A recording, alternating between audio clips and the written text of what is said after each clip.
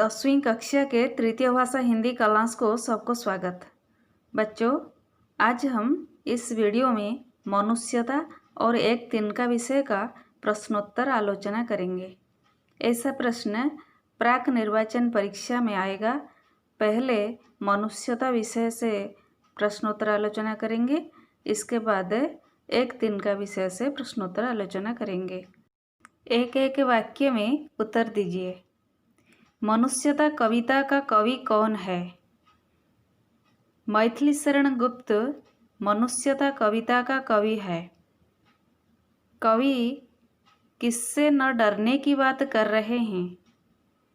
कवि मृत्यु से न डरने की बात कर रहे हैं।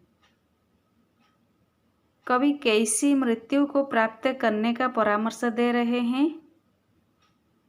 कवि सुमृत्यु को प्राप्त करने के लिए कह रहे हैं। कवि मनुष्य की किस पशु प्रवृत्ति की बात कर रहे हैं? केवल अपने स्वार्थ के लिए जीना और काम करना मनुष्य की पशु प्रवृत्ति है। मनुष्य क्या पाकर मदान्ध हो जाता है? मनुष्य तुच्छ वित्त पाकर मदान्ध हो जाता है। सनाथ होने का घमंड क्यों नहीं करना चाहिए? सनाथ होने का घमंड नहीं करना चाहिए क्योंकि त्रिलोकनाथ सबके साथ हैं। भाग्यहीन कौन है? जो धीरज खो बैठता है वह भाग्यहीन है। संसार में मनुष्य का बंधु कौन है? संसार में मनुष्य का मनुष्य मात्र ही बंधु है।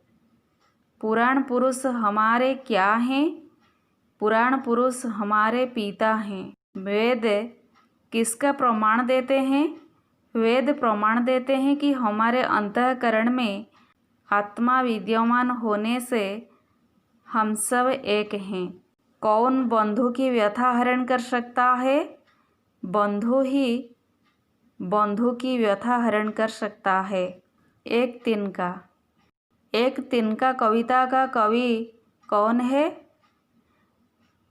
अयोध्या सिंह उपाध्याय हरिऔध एक तिनका कविता का कवि हैं। एक दिन कवि कहाँ खड़े थे? एक दिन कवि छत के मुंडेरे पर खड़े थे। अचानक क्या हुआ?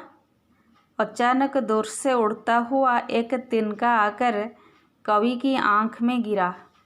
कौन दबे पांव भागा? ऐंठ यानी घमंड दबे पांव भागी। घमंडी के घमंड को दूर करने के लिए क्या बहुत है? घमंडी के घमंड को दूर करने के लिए एक तिनका ही बहुत है। बच्चों, आज इस विषय को यहीं पर रखेंगे। परीक्षा के लिए पढ़ाई करो, घर पर रहो, स्वस्थ रहो।